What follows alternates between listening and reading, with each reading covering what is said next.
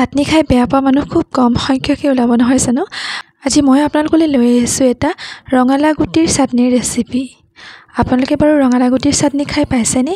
যদি খাই পোৱা নাই খাই চাবচোন, খুব ভাল লাগে।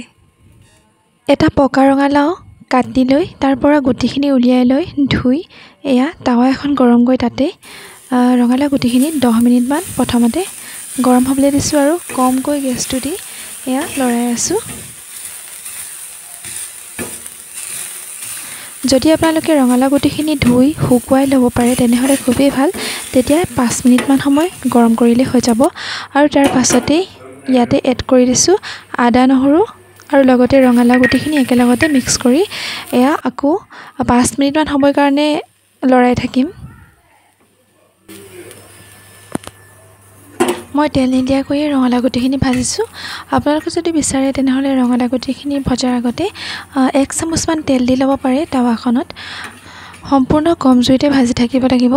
যদি বেছি জুই দিয়া হয় তেনেহ'লে ৰঙালাও গুটিৰ বাকলি অংশটো জ্বলি যাব পাৰে, তেতিয়া খাবলৈ তিতা তিতা লাগিব।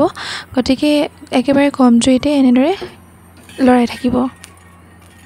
ৰঙালাও গুটি আৰু আদা নহৰুখিনি অকণমান ৰঙচুৱা হোৱাৰ পাছত গেছটো বন্ধ কৰি অকণমান ঠাণ্ডা হ'বলৈ দিছোঁ আৰু তাৰ পাছত এয়া খুন্দিবলৈ কাৰণে লৈছোঁ। প্ৰথমতে এয়া আদা নহৰু আৰু ৰঙালাও গুটিখিনি দিলোঁ আৰু এয়া 2টা ভোট জলকীয়া দিছোঁ আৰু এয়া মান ধনিয়া আৰু অকণমান টেঙা নেমু টেঙা চেপি দিছোঁ। আপোনালোকে অপশ্যনত যিকোনো দিব পাৰে, এয়া গোল নেমু দিব পাৰে বা তেঁতেলী টেঙা যিকোনো টেঙা দিব পাৰে।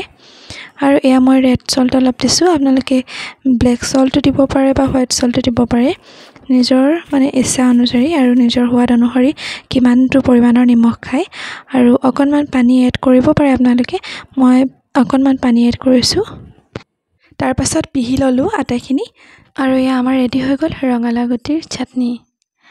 আপোনালোকে বাৰু এই ৰেচিপিটো ট্ৰাই কৰিছেনে? যদি কৰা নাই কৰি চাবচোন আৰু কমেণ্টত জনাবলৈ নাপাহৰিব কেনেকুৱা পালে ভিডিঅ'টো। Thank you everyone.